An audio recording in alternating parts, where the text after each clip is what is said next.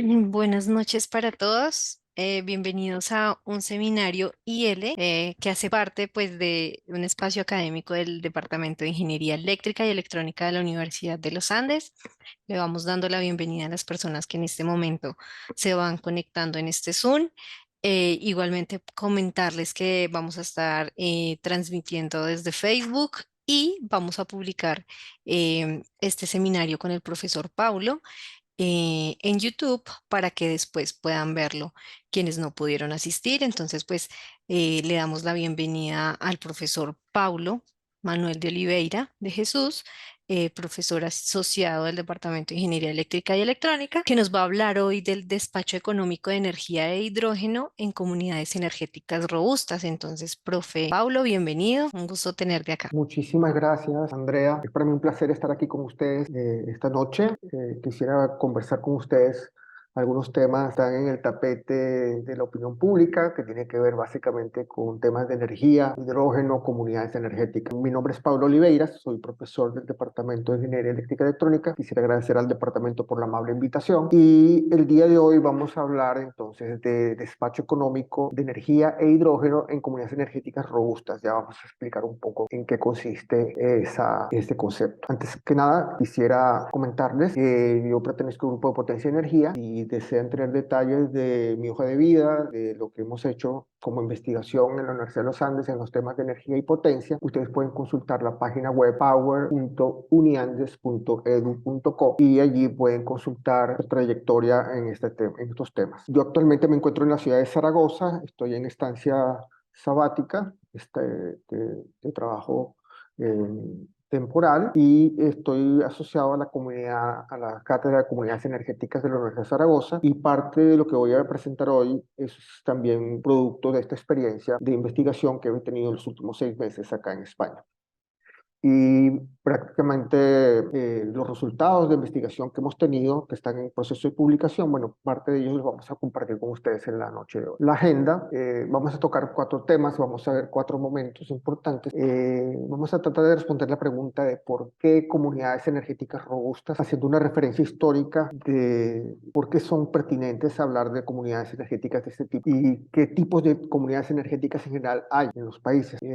Posteriormente hablaremos de un aspecto importante del modelo de negocio de las comunidades energéticas, tanto convencionales como robustas, que tienen que ver de si lo que vamos a optimizar está detrás o delante del contador de energía.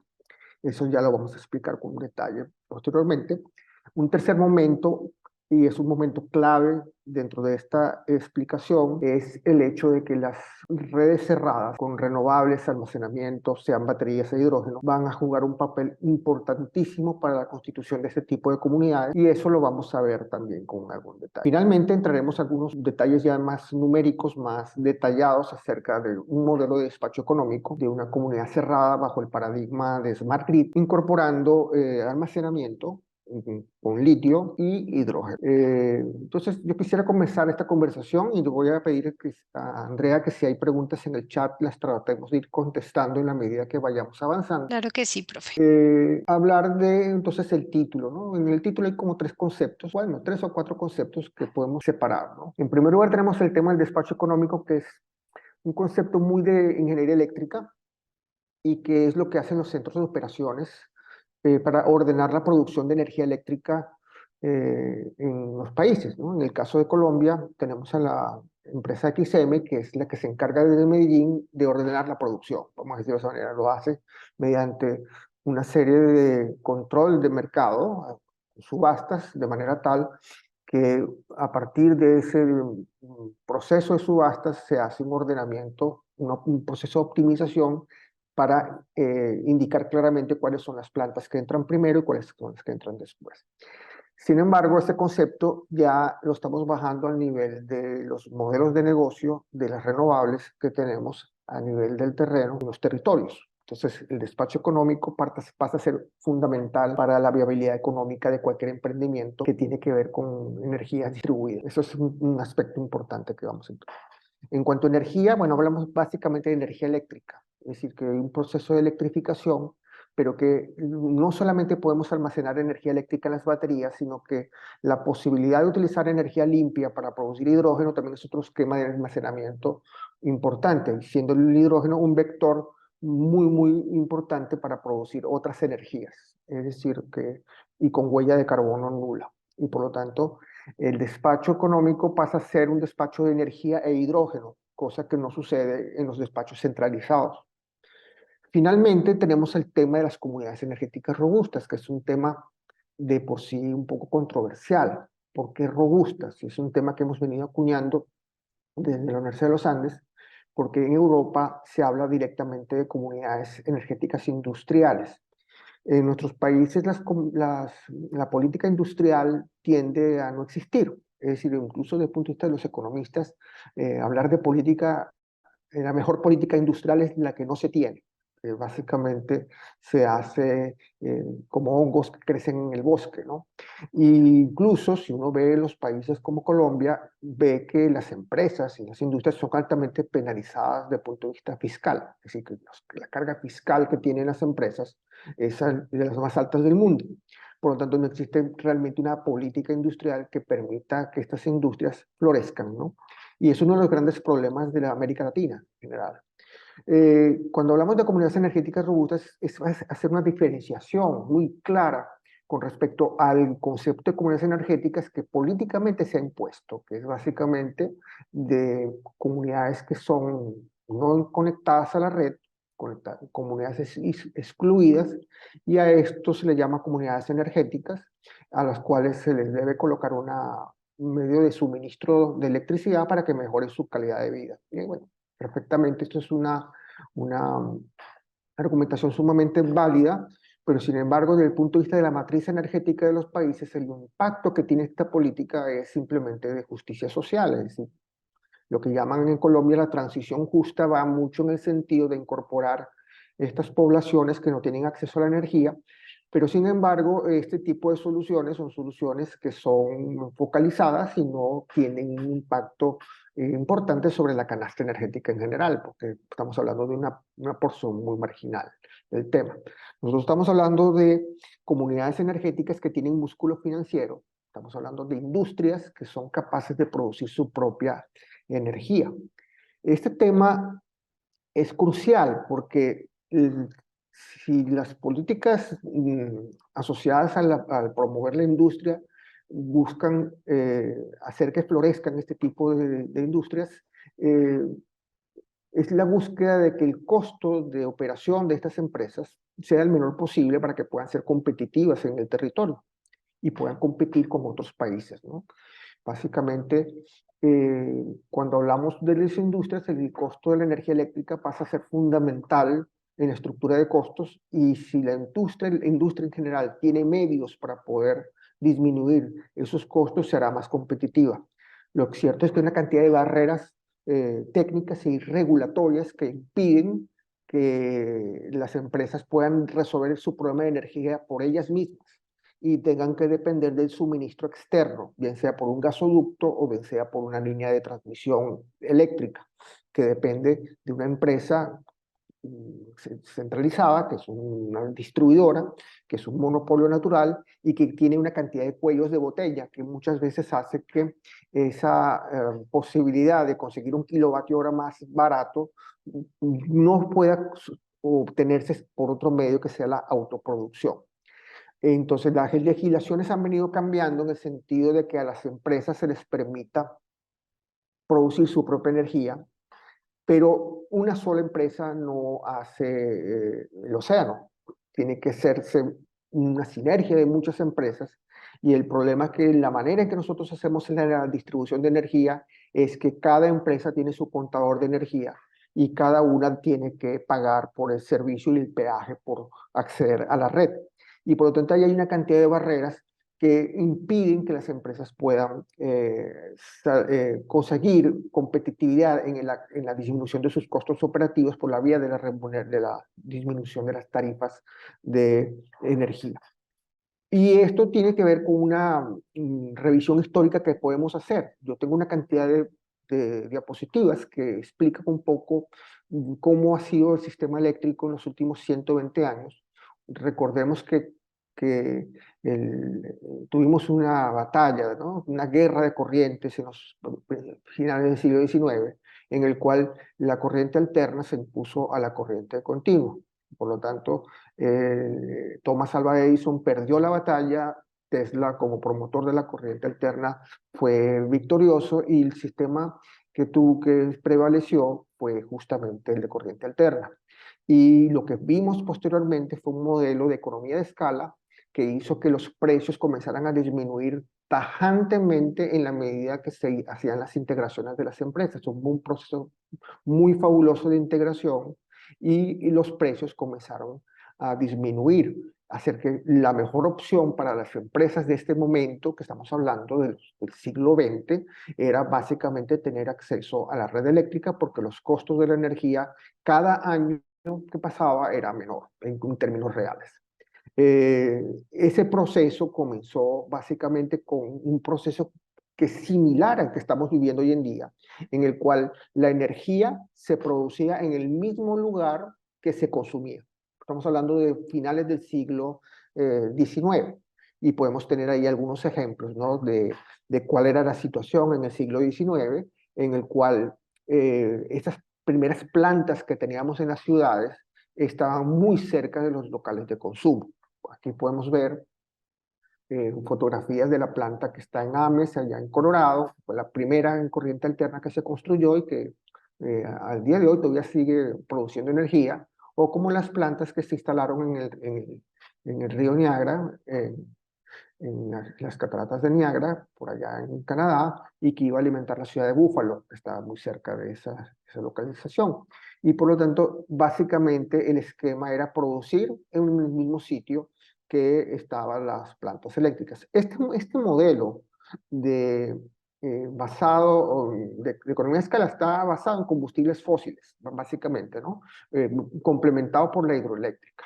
Es decir, la presencia de combustible hizo que las plantas estuvieran en el centro de las ciudades. Vamos a cualquier ciudad de Europa, vamos a encontrar viejas edificaciones que tienen las antiguas plantas eléctricas, que a la medida que pasaba el tiempo se iban desplazando hacia las afueras de las ciudades. ¿Okay? Sin embargo, a partir del año 1914, Samuel Insull, y quizás muy poca gente lo conozca por el nombre, Tesla, Edison son altamente conocidos, igual que la Westinghouse, como financista de ese proceso de industrialización eléctrico. Samuel Insull fue realmente el padre de los sistemas de transmisión modernos. Él consiguió las economías de escala necesarias para que la producción de energía eléctrica no se hiciera en el mismo sitio que se consumiera. Entonces sí se podía aprovechar las ventajas de que si teníamos la mina de carbón, producir la energía en la mina de carbón y transportarla muchos kilómetros a los locales de consumo. Este modelo de electrificación exitoso hizo que cada vez que se hacía una línea de transmisión con mayor niveles de tensión, con más alta tensión, los precios por cada kilovatio hora que se entregaban a los clientes era menor. Y ese modelo ha sido exitoso en el siglo XX, y ha dado lugar al modelo que conocemos, que se prevalece todavía en muchas de nuestras ciudades, ¿no? Que tenemos una cadena de valor de la industria eléctrica que tiene su generación, transmisión, su distribución, su demanda claramente diferenciada. Es decir, y que el flujo de energía, que son esas flechas de color rojo que podemos ver en pantalla, están claramente definidas. Es decir, que de los grandes centros de producción pasamos a transmitir esos grandes bloques de energía a través de líneas de transmisión de alta tensión, y comenzamos a distribuirlas a través de subestaciones y líneas de distribución hasta llegar a la demanda final. Sin embargo, están pasando cosas. En la medida que el costo del kilovatio hora se ha venido estancando. Si ustedes lo ven en esta figura que les mostré anteriormente, en esta figura de precios, el, el modelo de economía de escala hizo que bajara el costo del kilovatio hora real rápidamente hasta los años 40, pero desde los años 60, hoy en día, y esto es verdad todavía aún hoy, el costo de la energía sigue estando en el orden de los 15 centavos de dólar por kilovatio hora. Si ustedes revisan su factura eléctrica y ven el costo del kilovatio hora residencial, sigue estando en estos órdenes, es decir, que los modelos de eficiencia y economía de escala se estancaron en el tiempo. Y el precio de la energía eléctrica no ha venido bajando de manera centralizada, efectivamente. Entonces, con la emergencia de las energías renovables, encontramos que cambia el paradigma. Las energías renovables están cambiando los paradigmas del sector energético y eléctrico en general. Y por lo tanto son los usuarios finales que tienen la posibilidad de colocar un panel solar, por ejemplo, en el techo de su casa, o en la industria que puede disponer de sus terrenos para poder producir este tipo de energía, que está cambiando claramente porque allí el costo del kilovatio hora está siendo sumamente competitivo. Aquí lo podemos ver. ¿Okay? El costo de instalado de las renovables ha venido cayendo de una manera tajante. Ustedes pueden ver acá con estas líneas de color naranja cómo han venido cayendo, los factores de capacidad han venido mejorando. ¿Okay? Y el costo nivelado de la energía está en niveles muy bajos en estos momentos. ¿Okay? Entonces, la imparable reducción de los costos de las tecnologías renovables está haciendo que el paradigma de economía de escala del siglo XX esté en entredicho. Es decir, que sea mucho más barato producir de manera local que de manera centralizada, que contradice todo el esquema de industrialización que hemos tenido en el sector eléctrico hasta el día de hoy. Y por lo tanto, esta cuenta que muchos están sacando hoy en día dicen, bueno, efectivamente puede ser más barato, pero la fiabilidad puede ser distinta. La empresa eléctrica de suministro está garantizando una cantidad importante de energía con altos niveles de fiabilidad, todavía que con la energía distribuida no se puede lograr. No se puede lograr porque existen ciertas barreras regulatorias que impiden que esta energía se pueda transar, se pueda manejar de la misma manera que lo hacen las utilities eléctricas. Es decir, que los usuarios finales no tienen acceso a esa posibilidad. Aquí podemos ver una figura de Lázaro donde se ve el costo nivelado de la solar, tanto en utility scale, o sea, en escalas importantes de instalación, no ponerlo en los techos. En los techos todavía los costos son altos, instalaciones solares en los techos.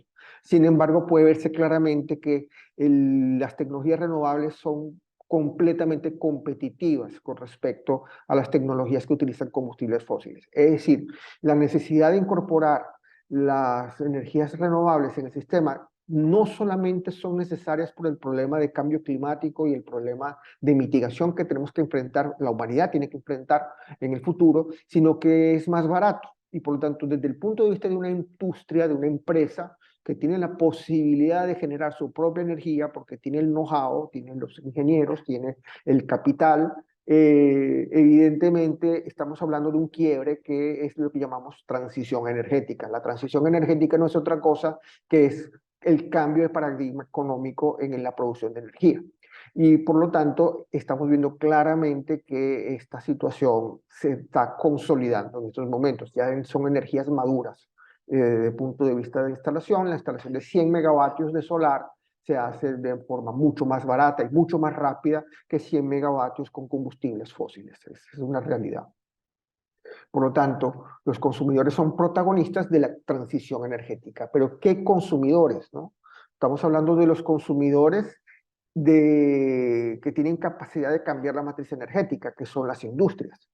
En un país desarrollado donde el peso de la industria puede estar en el orden del 40-50% de la energía que se consume, la posibilidad de que ellos se puedan organizar en comunidades energéticas es vital para su supervivencia, porque en estos momentos en Europa básicamente se está peleando claramente por competir con los costos de producción que están ocurriendo en China, básicamente, que son costos de producción más bajos, y China tiene una matriz energética que también se está limpiando en estos momentos. Y por lo tanto, un factor diferenciador es que se está propugnando la instalación de comunidades energéticas. En estos momentos yo me encuentro en España, ya les comenté que estaba en la cátedra de comunidades energéticas, y ya en estos momentos en España se han instalado 538 comunidades energéticas, de las cuales un 20% son caracterizadas de comunidades industriales. es decir, que no son del tipo de comunidades energéticas que estamos hablando de unas poblaciones que están excluidas, que están en zonas no interconectadas, sino que estamos hablando que son comunidades que están en el casco periurbano de las ciudades. Y por lo tanto, es bien importante porque están tratando de resolver el problema económico del acceso a la energía al menor costo posible. Y esa es la búsqueda que se está buscando. ¿En qué consiste este tema de las comunidades energéticas? Bueno, ellas pueden producir energía en situ, es decir, autoconsumir su propia producción. Eso es un tema clave, porque si eso es posible, evidentemente la compra en el mercado de energía se minimiza. Además, existe la posibilidad de vender energía en otras locaciones del mercado eléctrico. Incluso se puede producir energía para vender en otras localizaciones pagando los peajes del sistema de transporte existente. Entonces, en ese suministro, en esta idea, las comunidades energéticas robustas en este caso, tienen la posibilidad de hacer distintos modelos de negocio que pasan desde la autoproducción hasta la venta a terceros. La venta a terceros es en algunos casos prohibida en algunos países porque no existe la posibilidad de hacer reventa a no ser que se haga un contrato bilateral de tipo financiero. Estas comunidades energéticas en Europa están reguladas, es decir, que existen directivas europeas que reciente data, tienen menos de 5 años, en las cuales se establecen los alcances de cada una de estas comunidades. Hay comunidades de energías renovables y hay comunidades ciudadanas de energía. Las comunidades de energías renovables están más orientadas a lo que nosotros llamamos comunidades robustas, porque están utilizando fuentes de energías renovables con economía de escala a nivel de los polígonos industriales. En cuanto a las comunidades ciudadanas de energía, ya se refieren al uso final, de que una familia pueda colocar su propio panel solar en los techos de sus edificaciones. Bueno, ese es un poco el paradigma que se ha venido vendiendo en Colombia, en cuanto que el modelo de transición energética se lleva adelante con el sector residencial y el sector industrial no está contemplado en esa visión. Y hago un comentario en ese punto. Nosotros participamos este año en las convocatorias de las becas doctorales para el Ministerio de Ciencia y Tecnología, Ministerio de Ciencias, y básicamente íbamos con una idea clara de que las comunidades energéticas robustas de tipo industrial, comercial y residencial en los cascos periurbanos tienen mucho más alcance que las comunidades energéticas de La Guajira, en zonas no interconectadas. Sin embargo, ninguna de las propuestas que se hicieron fueron acreditadas porque están fuera del Plan Nacional de Transición Energética Justa, porque se considera que cambio, transición energética está solamente en el sector residencial, básicamente, y que se le está prometiendo que cada una de las familias se le va a colocar un panel solar eventualmente para que pueda producir su propia electricidad. ¿Okay? Entonces ahora vamos a entrar un poco en los detalles de este paradigma, ¿no? Aquí podemos ver un esquema de lo que llamamos from the meter, es decir, que cada uno de los usuarios tiene su contador de energía bien definido, su contador inteligente, y eventualmente todos venden energía a través de la red que está en color azul y hay que pagar los peajes correspondientes, pero puede existir algún nivel de coordinación entre estos vendedores pagando los peajes y establecer un modelo de negocio que se llama from the meter. Aquí lo podemos ver un poco más en el terreno, en una red más compleja. Cada uno de estos usuarios que tiene distintas topologías puede formar parte de un mercado local, vamos a decir un mercado de retail, en el cual existe esa posibilidad de hacer un modelo de negocio aprovechando las sinergias que pueden tener cada uno de ellos con sus excedentes. ¿Okay? Y sobre este esquema hay mucha literatura. Aquí podemos ver otro esquema from the meter en el cual cada uno de los consumos, aquí si hay una industria con su consumidor, con su medidor, está haciendo un negocio con un APP, por ejemplo, con un negocio de tipo, una asociación, con un PPA, perdón, un Power Purchase Agreement, comprando energía de una central solar, por ejemplo. Y y comparte ese negocio con un usuario de tipo consumidor de tipo residencial. Todo esto es lo que llamamos negocios from the meter. ¿Okay? Aquí también los podemos ver, el negocio from the meter, en el cual cada uno hace transacciones con el otro. Pero realmente lo que ha venido también sucediendo es que cada uno de los usuarios ha venido montando sus equipos, sus paneles solares, y esto es lo que nosotros llamamos behind the meter, que cada quien va autoconsumiendo y no necesariamente está haciendo transacciones con el vecino. Este modelo de negocio que está todo detrás del contador puede ser sumamente complejo. Aquí en pantalla podemos ver cómo si aprovechamos la luz, la radiación solar, ¿verdad? Y el viento para producir electricidad, podemos producir hidrógeno, almacenarlo, ¿verdad?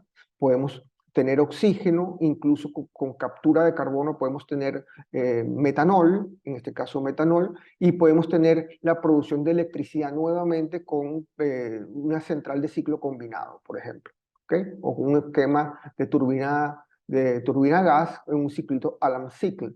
Y todo esto produce subproductos, ¿verdad? Que son electricidad y calor, de huella de carbono nula. Y todo esto se hace a nivel industrial. Este círculo virtuoso que tenemos acá solamente lo pueden constituir empresas con capital y personal y recursos humanos y con el nivel de experiencia de automatización de Industria 4.0 que permitan llevar adelante este tipo de ideas. Sin embargo, no solamente una industria, sino pueden que sean varias industrias que cada una esté en una cajita distinta. Y por lo tanto, la interrelación entre ellas va a depender de la posibilidad de utilizar una red conjunta. Estos negocios que son todos behind the meter, detrás del contador, es decir, existe la red de distribución por un lado, pero todo el modelo de negocio está en un proceso de arbitraje con los precios de mercado, donde se importa o se exporta energía dependiendo de las condiciones externas, si es lo básico que ocurre en los procesos de arbitraje, que es comprar barato para vender caro, o sea que eventualmente puede existir ese esquema. Aquí podemos comenzar a complementar este negocio con autoproducción en donde sea posible y venta de excedentes donde sea posible. ¿Cuándo vender los excedentes? Bueno, va a depender de la curva de precios de mercado y por lo tanto, si conviene venderlos en horas nocturnas, si el sol solamente sale de día, el almacenamiento comienza a tener un rol predominante en este proceso. El proceso de autoconsumo es imparable. Aquí podemos ver claramente que en los últimos años se han instalado 5.200 megavatios hasta el año 2022 en autoconsumo. 5.200 megavatios en un país como España es prácticamente, comparado con Colombia, que es el país donde estoy viviendo, casi la mitad de la potencia instalada en hidroeléctrica y fuentes convencionales. Y por lo tanto estamos hablando de que el autoconsumo y España tiene la misma población que Colombia, 50 millones de habitantes aproximadamente. Y estamos hablando de que los incentivos son tan importantes que de estos 5.200 megavatios, una buena porción lo tiene el sector residencial, pero otra buena parte lo tiene el sector industrial. Por lo tanto, en España, como el instrumento legal está facilitando el desarrollo de iniciativas colectivas de autoconsumo. Estas iniciativas colectivas de autoconsumo tienen barreras, por supuesto, porque no pueden compartir las redes y es allí donde va a venir el concepto de red cerrada que más adelante voy a relatar. Aquí podemos ver una diferencia del consumo colectivo con el consumo individual en el esquema que tenemos acá behind the meter, que se propone básicamente a nivel de colocar una producción solar por individual, ¿no? Aquí pudiéramos hablar de que cuando es colectivo podemos tener una producción a nivel de un edificio entre que varios consumidores puedan utilizar distintos contadores y hacer un arreglo para poder utilizar la energía solar para cubrir las necesidades energéticas de la edificación de las áreas comunes, por ejemplo. De hecho, los excedentes, si existiesen estos excedentes, se pueden vender y existe la figura de una factura virtual, que los excedentes siempre se van a poder remunerar al precio de mercado. Es decir, se crea el concepto de batería virtual, que son esos excedentes que se le entregan a la red, que se van acumulando y se va acumulando una cantidad de energía que se vende a cierto precio para poder ser remunerada en su momento. No obstante, por la naturaleza del problema, eh, lo más rentable, lo que se está viendo en la realidad, es que los precios en la hora en que hay sol son prácticamente cero o muy cercanos a cero. Estamos en un momento en que los precios están muy bajos y el autoconsumo es la solución, es que busca que los excedentes cada vez recibirán menos ingresos y por lo tanto todas las empresas están buscando cubrir sus necesidades energéticas en la medida de lo posible y los excedentes colocarlos en las horas donde hay mayor precio, que típicamente es en las noches. Aquí voy a mostrarles algunos ejemplos concretos de esta visión, ¿no? Aquí tenemos la implantación de un sistema de monitorización en cooperativas agroindustriales en España. Aquí son 17 puntos de suministro monitorizados en los cuales hay paneles solares que producen energía para unos cargadores eléctricos para la movilidad eléctrica de esas cooperativas. Es decir, que es un negocio behind the meter donde ellos el almacenamiento no lo tienen, sencillamente van a utilizar la luz del sol para poder cargar sus vehículos en el día y evitar la compra de combustibles que son muy costosos acá en Europa. Entonces, aquí podemos ver esquemas que aquí en este terreno de 1200 se colocaron los paneles solares y la movilidad eléctrica de todo el polígono industrial se hace con energía proveniente del sol. Entonces los autoconsumos se pueden dividir entre aquellos que están considerados sin excedentes, que es el caso que estamos hablando, y con excedentes. De hecho, en este caso particular, es muy interesante porque teniendo las curvas del comportamiento del sol, el comportamiento de la producción industrial no obedecía a la solución energética. En estos momentos se acomodó, se hizo un acomodo mediante programación entera mixta de la producción industrial de manera que coincide con los picos de almacenamiento, de producción de energía solar, de manera tal que se hiciera un aprovechamiento que diera menores costos de producción y mayores ganancias a la cooperativa. Entonces, aquí ya vemos un ejemplo interno de cómo aprovechar las fuentes de energía solar con su propia generación, no solamente para cubrir la movilidad eléctrica, sino para hacer un desplazamiento de las demandas en el tiempo, de manera tal de optimizar el proceso productivo. Aquí lo pueden ver un poco estos proyectos europeos en los cuales se han apuntado a la disminución de los costes de energía en las cooperativas agroalimentarias, ¿no? Estas pequeñas industrias que tienen estacionalidad, que no son con un factor de capacidad constante en el tiempo, sino que dependen de cierta estacionalidad. Ahora bien, vamos ahora al tema de las comunidades energéticas robustas. Típicamente están localizadas en zonas urbanas en el cual en la implantación de soluciones de energía solar, por ejemplo, pueden beneficiar tanto las zonas residenciales, comerciales, como las propias zonas industriales. Aquí podemos ver un ejemplo en el cual tenemos la comunidad energética industrial más grande que se está construyendo en estos momentos, que es el Merca Zaragoza, que es los depósitos del mercado de la Universidad de Zaragoza, ¿no? La ciudad donde estoy en estos momentos. Entonces, todo este polígono industrial va a tener huella de carbono nula por cuanto se va prácticamente a desconectar de la red y va a producir su propia energía eléctrica a partir de un proceso de instalación de paneles solares bien importantes con almacenamiento. Aquí podemos ver en el planta el proceso de las cubiertas que se van a utilizar para poder lograr este objetivo.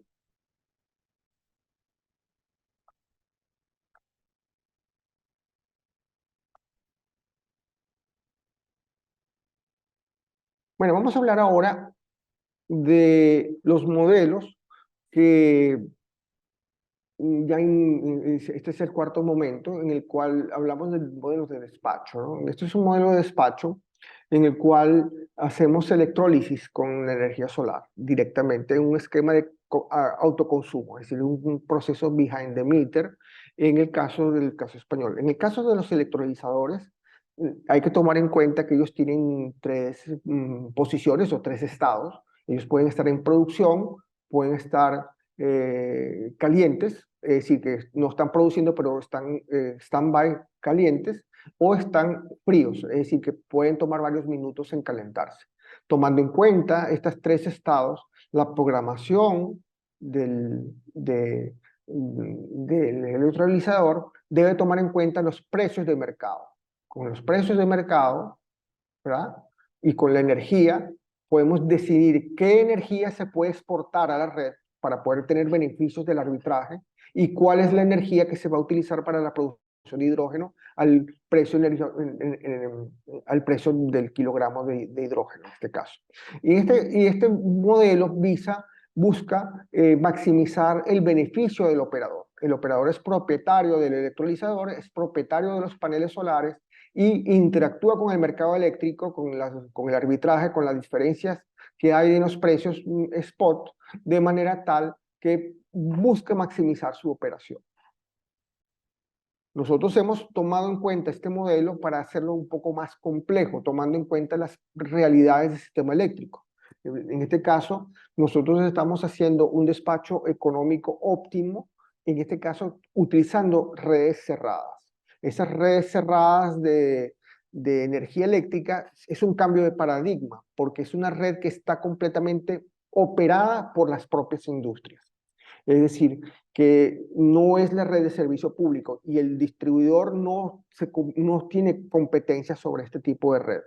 Yo voy a mostrar un esquema en el cual podemos ver una red cerrada, ¿verdad? Que interactúa con el mercado interconectado, pero que tiene distintos actores. El actor 2 es un panel solar, por ejemplo, un utility que tiene parque solar, el nodo 3 sería un parque eólico, el nodo 4 sería una batería de litio-ion, el nodo 5 tendríamos un electrolizador que puede producir hidrógeno y que puede inyectar eh, energía eléctrica nuevamente a través de una celda de combustible y también pudiera tener bombeo reversible, por ejemplo.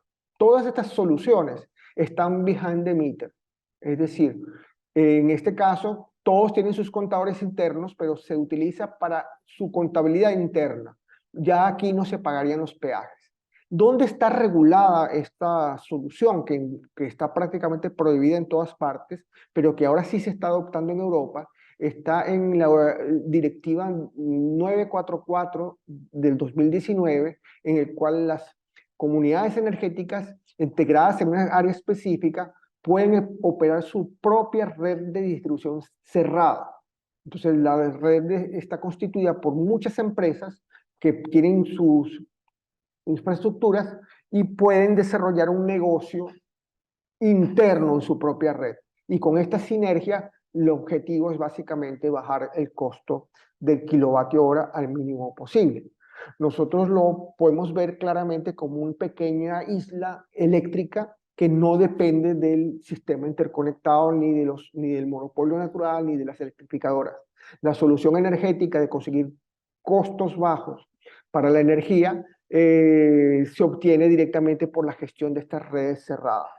Nosotros acá hicimos un ejercicio de aplicar el paradigma Smart Grid, que es básicamente la aplicación de procesos de optimización mediante precios tipo spot para maximizar en este caso el beneficio social, es decir, el beneficio social de todos los integrantes. Y aquí podemos identificar aquí los beneficios o el surplus o el profit, la ganancia de cada uno de los actores de esa comunidad cerrada. Esa comunidad robusta con su propia red cerrada, en este G estaríamos representando todo lo que es la producción renovable, en el D todo lo que son los consumos, en este caso tenemos respuesta de demanda y pudiéramos tener claramente cargas que responden al cambio en los precios, el beneficio de los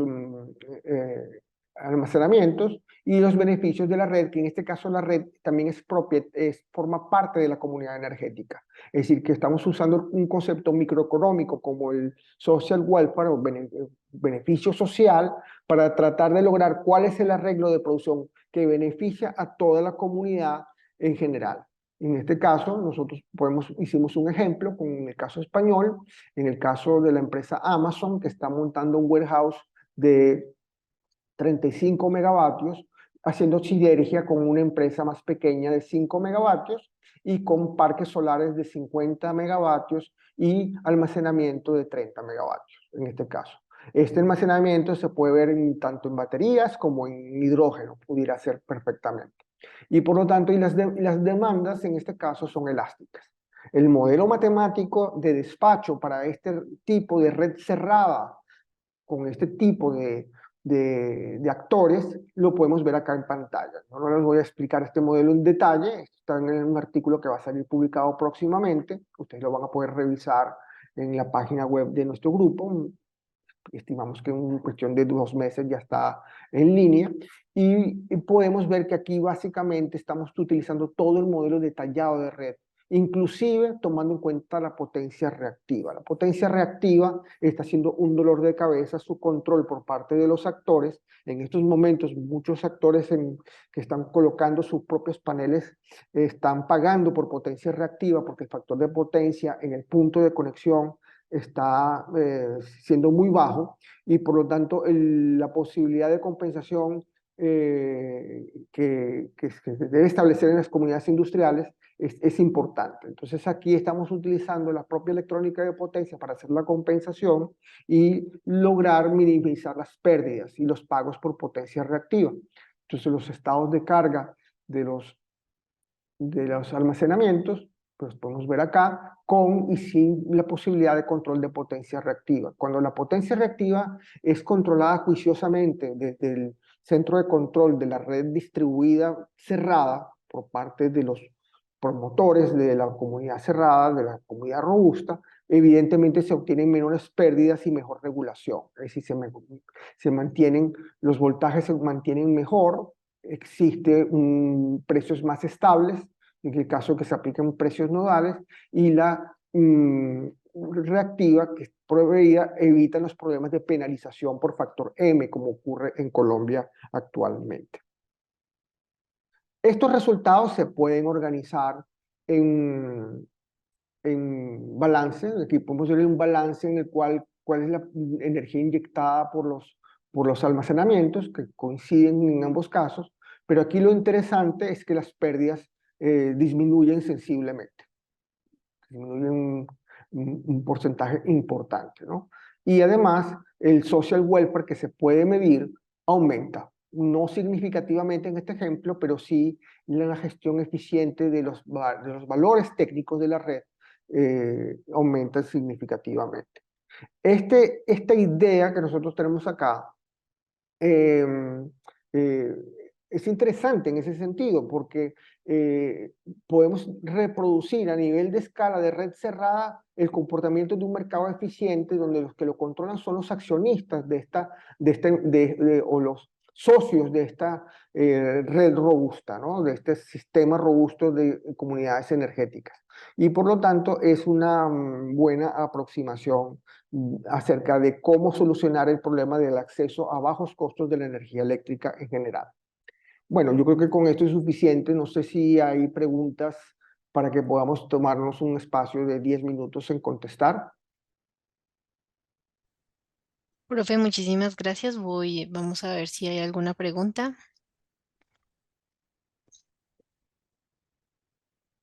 Si quieren, también pueden hacerla eh, en vivo. Me alzan la mano y yo les permito hablar.